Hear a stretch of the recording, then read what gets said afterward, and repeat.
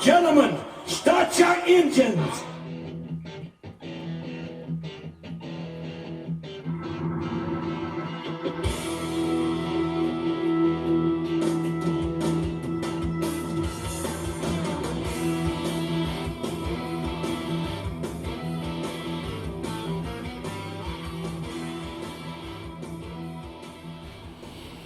Hi everybody, my name is Larry Rickey. I'm the race director and a racer with the Accord Speedway Vintage Modifieds. I just wanted to take a minute to talk to everyone about how the Accord Speedway Vintage Modifieds got started and the direction that we're looking to go and why.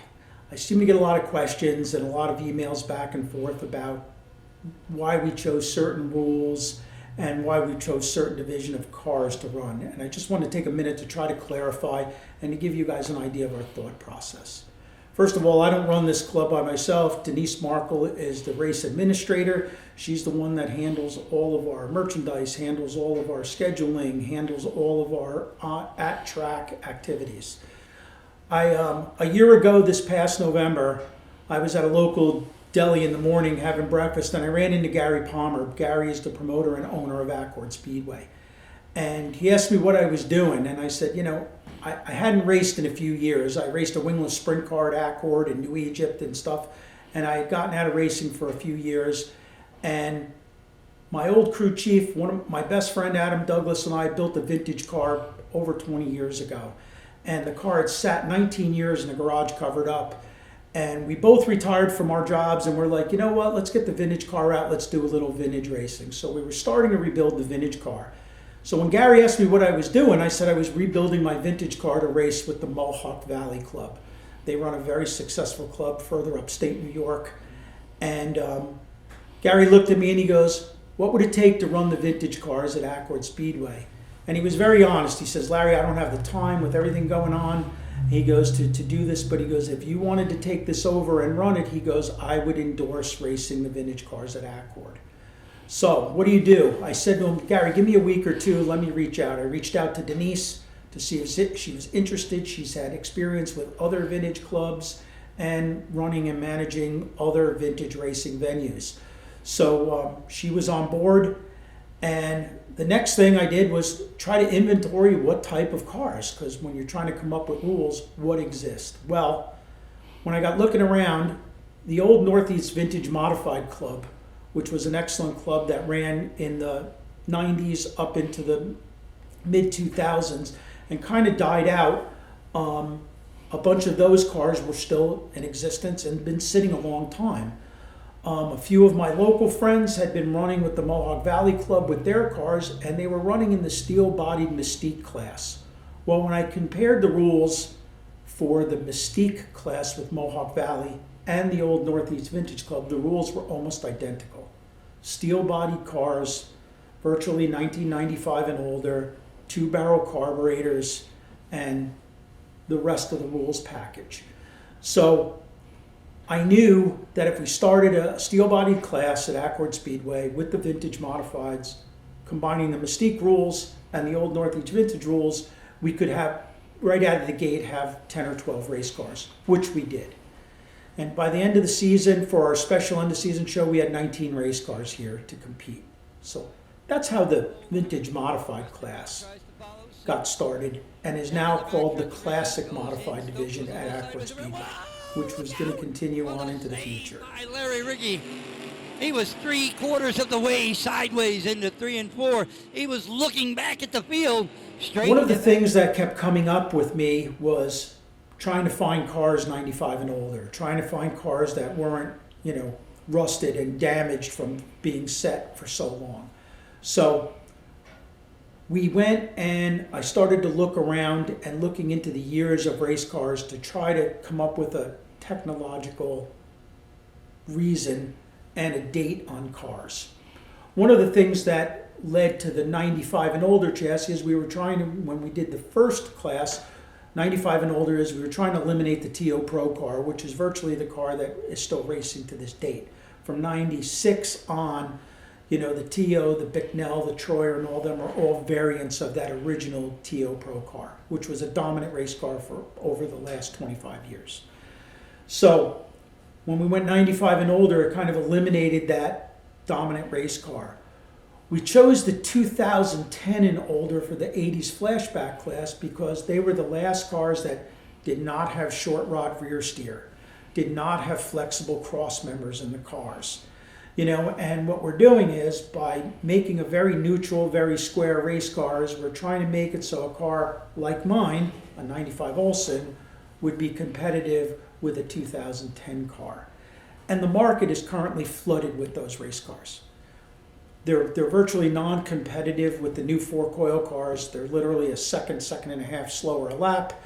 And, they can be purchased from, I've seen them as low as $2,500 for rollers to $5,000 and $6,000 for an absolutely beautiful roller. I looked at a 2006 Bicknell last week, and the car was in absolutely beautiful condition, no body, complete roller, and it was $2,800. Another reason is we're trying to entice a younger generation. I'm 58 years old. I was the youngest guy racing in the Accord Speedway Vintage Modified class last year.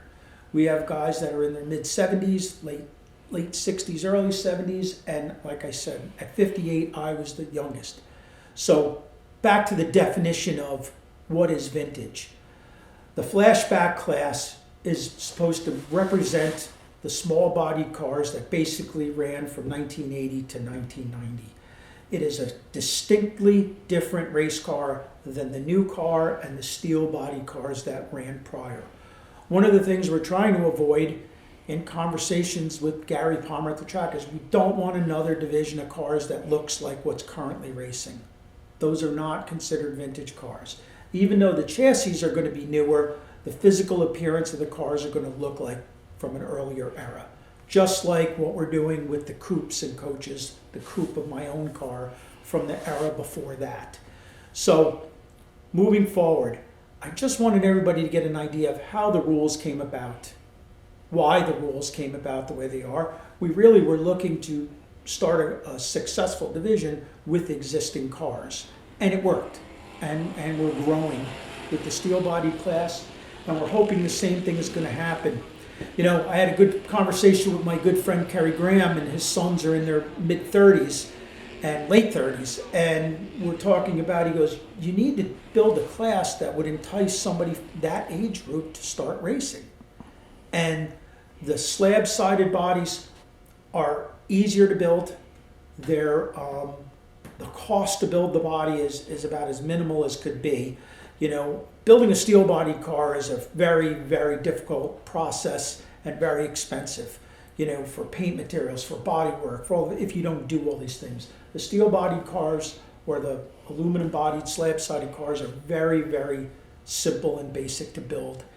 And like I said, with the availability of cars, a guy could get in a race car for under $10,000 and be at Accord Speedway and be able to win. We had guys this year with cars that showed up that had $4,000 and $5,000 and could actually win with Race them. off of turn number 4, Ricky from the outside. White flag flying one more time around. Larry Ricky down low, Preston Brown to the outside. Full send, down into 3 and 4. He'll take it in, send it sideways. Nope, he got a little loose, all but 3, and checkered flag gonna come out. Larry Ricky brings home the win. Preston Brown, whoa, full handful of steering wheel as he came off of 4. Finishes second, and the Chief, Harry Baldwin, finishing third. So one of the reasons our engine rules are what they are, we went with the rules, that of engines that are no longer competitive and are no longer, have any other place to run. I run the dirt open sportsman engines from the early 2000s. No tracks run them anymore. And they're certainly not competitive with a 358. If you have an Ironhead 358 from back in the 90s, that would be a great engine. And now with the strictness of the crate engines needing sealed engines and track sealed and series sealed, if you have unsealed crate engines, they can be purchased at a reasonable rate and run with us. All the cars run on a 500 CFM 2 barrel that's checked with a go no-go gauge, so they're actually 500 CFM 2 barrels. All the cars run on HEI ignition. And let's not forget that Accord Speedway, being what it is the great equalizer for a budget racer, especially the way the track is now reconfigured.